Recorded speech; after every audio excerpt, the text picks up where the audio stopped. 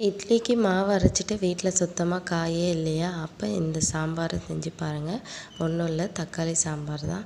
So taste wise வேறு லெவலில் இருக்கும். கண்டிப்பாக நீங்களும் ட்ரை பண்ணி பாருங்கள். அதுக்கு ஒரு ப்ரெஷர் குக்கரில் 4 பெரிய வெங்காயம், பழுத்த தக்காளி 4, பச்சை மிளகா 2, இடித்த பூண்டு அதெல்லாம் சேர்த்துட்டு மஞ்சத்தூள், தனி மிளகாத்தூள், சாம்பார் தூள் காரத்துக்கு தகுந்த மாதிரி போட்டுட்டு ஒரே ஒரு கிளாஸ் தண்ணி ஊற்றிட்டு ப்ரெஷர் குக்கரில் ஒரு 4 விசில் விட்டு எடுத்திங்கன்னா நல்லாவே குழஞ்சி வெந்திருக்கும். அது நல்லா ஒரு மேஷரில் மேஷ் பண்ணி எடுத்துக்கோங்க. சைட் பையாக நான் இட்லியும் ஊற்றி வச்சுட்டேன்.